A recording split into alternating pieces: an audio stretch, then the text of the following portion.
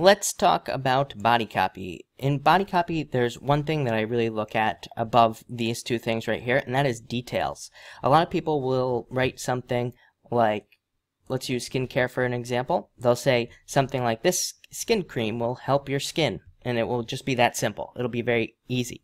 But could you imagine if you told like a detailed story where you said this skin cream will help your skin because it has all these magical herbs and spices in it that'll, kind of open up your pores and make your skin more smooth, and it will be like touching a baby's bottom, right? Something like that. I don't know. That was garbage, but just something to think about. Sometimes just dragging out what people have already written and making it more descriptive in the body copy can be very, very helpful. To be very honest, body copy is the last thing I look at. It's the last thing that I care about. Pretty much everything up here, the actual angle itself and the headline, those are the things that I care about the most as far as swiping and improving is concerned. As far as the body copy, I usually just write a generic body copy, generic story about the product or whatever it is that I'm promoting. And again, it'll just be very straightforward, very plain, very kind of easy to read as well. So the first thing I like to focus on is also problems with the body copy. Does the copy explain how the product or how the action that this person is going to take, maybe like fill out a form or something, how is it going to solve a major problem? One example here is phone security apps, and everyone promotes these phone security apps the same way. They promote it with a generic pop-up that says, your Android is affected, your Android is infected, your Android is in danger, whatever the case may be.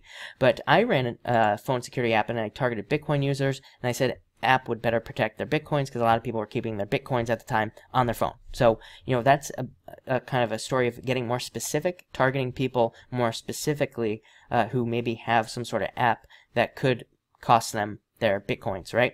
So that's definitely something to think about. Another example is computer VPNs. And, I always use these news stories like Ashley Madison. When Ashley Madison happened, I promoted a computer security offer, made bank for a long time.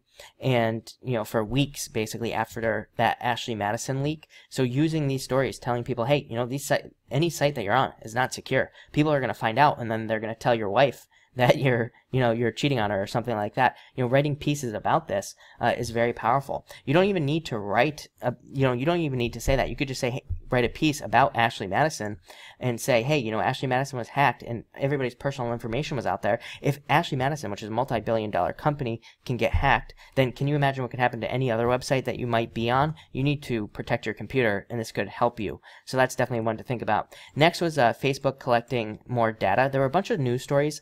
This was, I want to say, about a year ago, about how Facebook was collecting a lot of data. There was a lot of fear, a lot of worries, and people were kind of freaking out about this. So I did the same thing. I said for privacy purposes, the security software will be able to help protect your data. And again, I profited for a few weeks off of that story. Congress voting to sell all your data just, I want to say 6 months ago. Congress was voting to sell all your internet browsing data as well and allowing that to happen. So just putting something up there about a VPN that I was promoting also helped there. So profited for weeks there as well. So just thinking about how you can change the body copy and the story that you can tell can be very powerful with these offers. Next, benefits and outcome. I always like to focus on benefits. And I say here, if swiping, do the benefits have outcomes? A lot of people will have a benefit. They'll say, this skin cream will fix your eye bags or something like that. That doesn't really get people to complete an action. That doesn't really get people to sign up for an offer. But if you said, hey, get the skin cream that will remove eye bags, make you look 10 years younger, and allow you to find the man of your dreams, that would be extra powerful.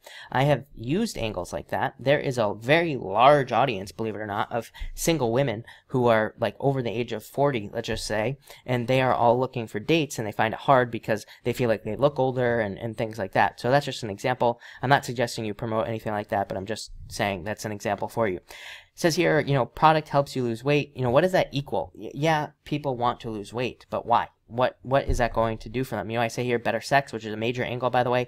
Nobody thinks about better sex.